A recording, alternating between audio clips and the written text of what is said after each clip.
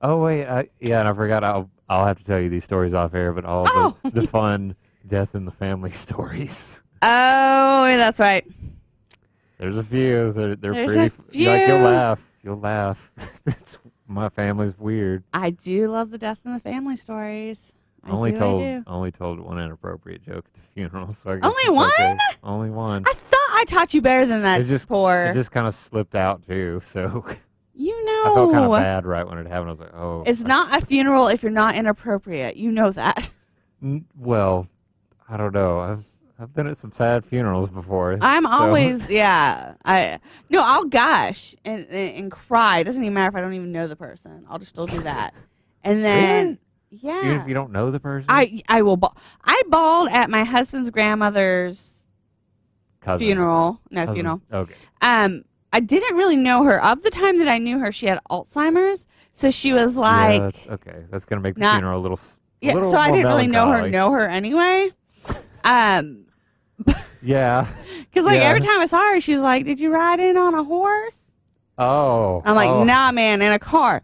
Thank you. But so she passed away, and I was like the only person crying at the funeral because that's what I do. I weep at funerals. And Dr. Teeter's funeral, he was my professor. I was like weeping. I'm guessing. Yeah, I'm guessing. I was like, I just could not hold, and like even his grandson wasn't crying the way I was. I was like he wasn't crying at all. I'm just like one of those people who just older and weeps. He expected it.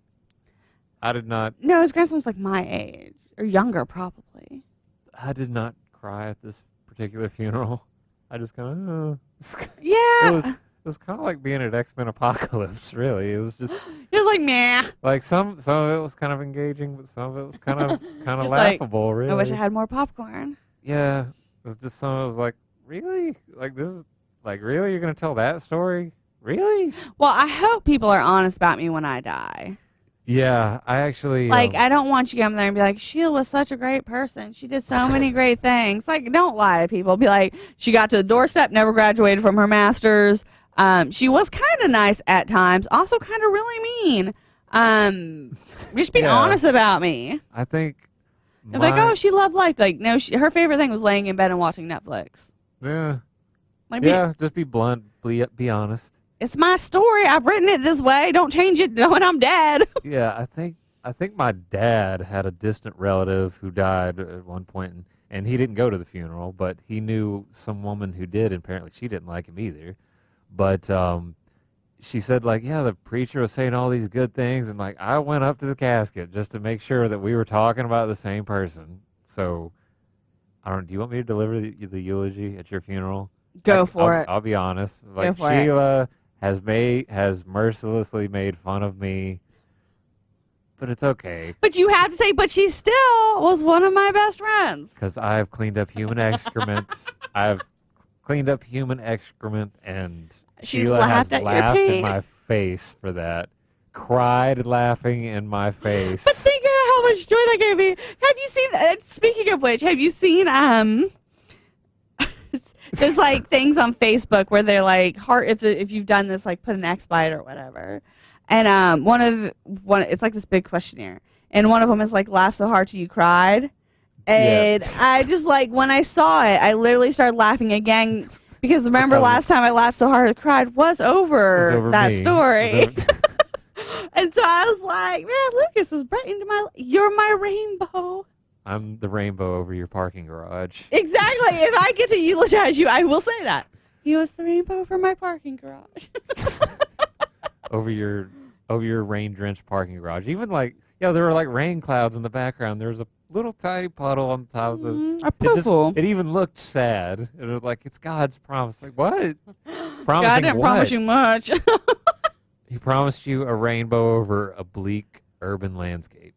Oh, wait. I forgot. We can tell this story on the air. My former roommate, which he was the crazy one, the crazy drunk one. Yeah. Like he, I found out. I went onto his Facebook just for laughs to see if he posted anything crazy, and apparently somebody had posted on his timeline saying, like, "You got into the University of Chicago? Oh my God!" Which that's a big deal. Yeah. It's a very good school, but I wasn't really surprised by it because he comes from money. No, he comes from no money, but he's very Oh, that one. yeah. Okay, I was thinking the other one. He's very, very intelligent, so he seemed perfectly capable of getting into a school like that. Mm-hmm. And they went back and forth on the comments, like, yeah, I'm smart, I'm whatever. He's just kind of gloating a little. Then he's like, oh wait, I've got a story for you. And then he told this story about how he got into a fist fight with a prostitute, and I was like, okay, that doesn't surprise me. And you bring either. it back around. Yeah, that doesn't surprise me either. But the fact that you had both of these stories in the same Facebook thread was just, I was like, whoa. I'm so happy I don't have to interact with you anymore. I'm so glad you left. Yeah, no offense to you, dude. You were making me crazy. Mm-mm. I remember one night I was trying to unwind. I had to sleep on the couch because my mom was in town. So, and he came out of his room just plastered. Did you eat your pizza? No, Was he that the didn't. night you ate your pizza? No, different guy. But he's like he was wanting to talk, and I'm just on my computer Was this trying to the wind communist down. guy? Yes, the Marxist guy.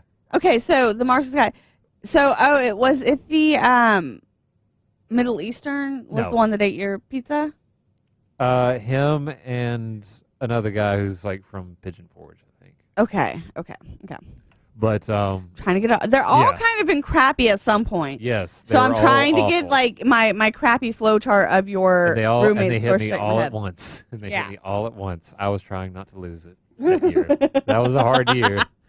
But That was the year that Lucas learned about Prozac. that was the year that drove me to the edge psychologically, literally. But he came out, he was wanting to talk, and he was just kind of humoring, but I'm trying to unwind and trying to go to sleep. And at one point he goes like, oh, do you know what the Dalai Lama said? I was like, what? He's like, he said he's a Marxist. I'm like, so that's good for you, right? He's like, no, he's lying. He should be beheaded. And I was like, so you want the Dalai Lama to have his head cut off? Like, no, I don't understand. Why? I thought he was. Yeah, I don't understand, not even a little. Like, that's when Yeah, I don't get it. That's when, like, he could be very convincing because he's so smart, but that's when I was like, I'm going to just keep your ideas about life at arm's length right now. I'm sorry, dude. I feel for you, but you were killing me psychologically. He's not. I don't And know. he's going to the University of Chicago. Okay, well, good luck with that, dude.